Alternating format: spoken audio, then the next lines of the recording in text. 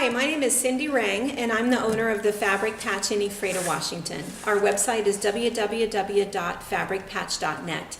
And I'm going to go through my Handwork Notions tote with you today. I just want to show you all of the things that I use when I travel, when I go to a class, when I go to a retreat. It's important for me to keep all of my handwork in one easy to grab tote so that I don't forget something that's critical. It is possible that I have duplicates of these somewhere in my sewing room, but I think if you're ready to go somewhere and you go in and you start going through the sewing room, you're likely to forget something. So I keep everything in a handy little tote. We do have this available on our website with some starter things, so you can go check that out. Just go to our website, www.fabricpatch.net, go to shop online and scroll down to Notions and you'll see it there.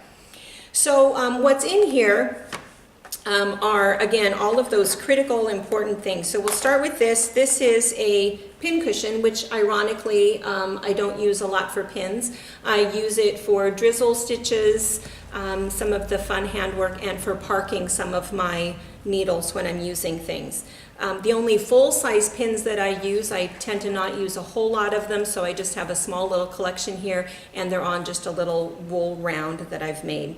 I do use some binder clips, oftentimes just for snapping some leaves together or putting a group of things together, and I've put it on a handy little ruler so that I can measure little things as I need to, and that works good as a kind of double duty. My favorite handwork scissors are Havels. They look like this, and they're a really nice pair of scissors because they have titanium blades, which means that they're non-stick if you're cutting through fusible web. They also have a little serrated blade in there, which is a noticeable difference. If you're cutting through wool, what you'll notice is that nothing slides. It actually grips as it's cutting. So my favorite scissors, I have them everywhere. I use a needle threader. I use both a desk needle threader for small threads and small needles, and I use a hand needle threader for my large threads. Speaking of needles, there's only 5 needles that I use. I use four needles. I use Milner's in size 1 and 3. I use straw needles in size 10 and 11. Chenille needles in 22 and 24, and I use a size 7 embroidery needle. That's the only needles that I use for every hand project that I do. And again, in your Notions tote, we give you a little sampler of all of those needles and a little descriptor of how you would use those. So I keep those just in a little needle case in here. I do keep a small hoop. The only thing I use a hoop for is hand embroidery, but I like to have one just in case. I use a desk needle, not a desk, what the heck is it called? Disc. A disc needle, Parker? I don't know what they're called. What's it called? We're going to call it a needle round. I don't know what it's called. But anyway, I love these. They're kind of fun the way that they work. You can thread your needles, you park them in there. It keeps all of your threads from tangling, so it'll hold a bunch of needles. So if ahead of time, if you wanted to go ahead and just thread everything because you don't want to be threading a needle in a car, then it's a good deal. So I like these a lot. The other thing, also for use in the car, this is a great little tool. They call it a yo-yo. And what it does is it sets up, and so it sets on your desk. If I'm in the car, I use actually a lap desk, you know, the travel kind that the kids use with their computer desk.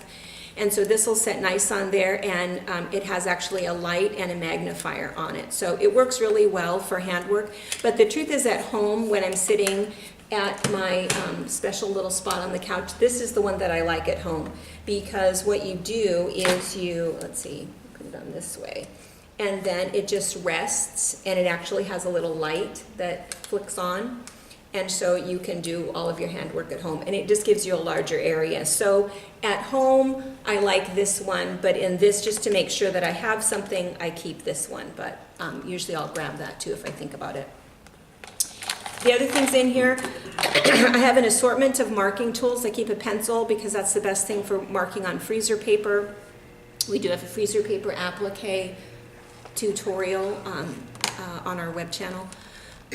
I use for hand embroidery, I use a 0.05 permanent brown marker.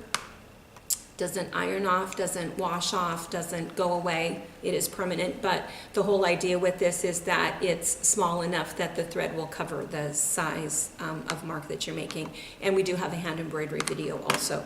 Keep a purple thing. I just use this for absolutely everything, and this is another $2 item that I have everywhere because I never want to be without one. I like a friction marker. There's some bad rap about these, but this is a fantastic pen. I use it all the time. Not one single time have I had negative results with it. And when we talk about the straight stitch hand applique, I'll show you how to use this and get both a dark mark and a light mark. It's a fantastic item. For freezer paper applique, you'll want, and for some fusible applique, you'll want to use a permanent marker. I never have a Sharpie anywhere in my sewing room because a Sharpie should never, ever, ever come into contact with fabric. Never. And you don't want to take the risk of that. This is a permanent marker that's appropriate for fabric. So if you do want to mark on a label or do something, you've got both a fine point and a thick point, and it works fine. It's not going to bleed, it's not going to smudge, it's waterproof, smear-proof, permanent, won't fade. So just in case I grab the wrong marker, this one is still okay for fabric.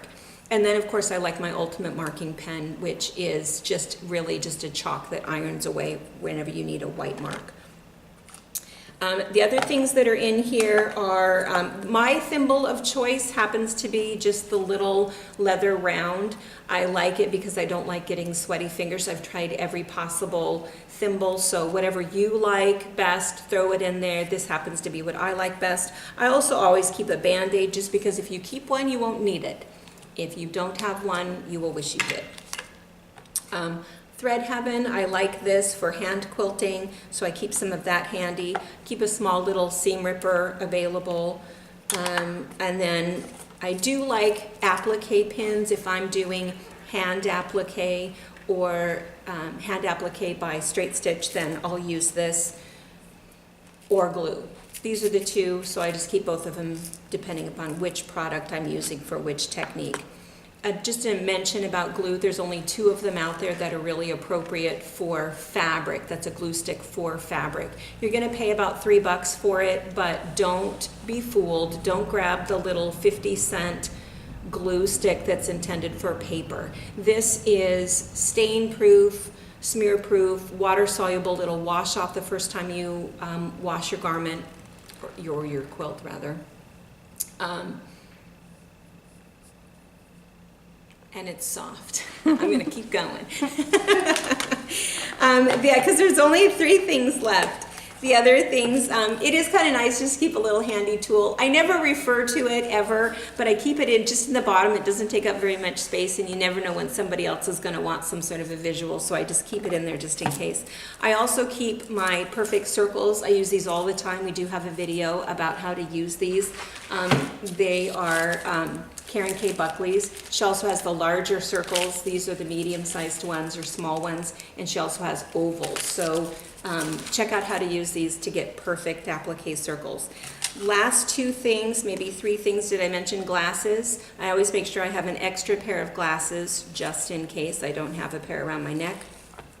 And these are the little desiccants that you get in your shoe boxes. Keep these. Throw these in any of your plastic totes because it prevents that nasty plastic odor that comes from new plastic boxes, and just throw those in there. And the last thing is lotion. If you do a lot of handwork, especially if you work with wool or cotton, you will find that your hands are going to get drier than they should. So you want a lotion that is going to be grease-proof, stain-proof. It's not going to leave your hands nasty. This is a really good product. The only other one that I ever use is Gold Bond Ultimate, but interestingly, this is less than Gold Bond Ultimate lotion because again, non-staining, it's not greasy, it keeps your hands kind of dry, and it's better than having those nasty dry spots that catch on all of the wool. One last thing I just want to mention is that you might notice I don't have any thread in here. The reason I don't have any thread in here is because I always put my thread with the project that I'm using it for. So for this one, if I'm using an 80 weight Aurifil, or if I have another project where I'm using a 12 weight sulky, whatever thread that's specific to that project is in that project pouch with it. Otherwise, what's going to happen is this tote would have to be a whole lot bigger. That's even true of my hand quilting thread or anything else that I'm using, so I don't put thread in here. I hope you found this interesting, and I hope you check out our other videos. And again, our website is www.fabricpatch.net. Thanks.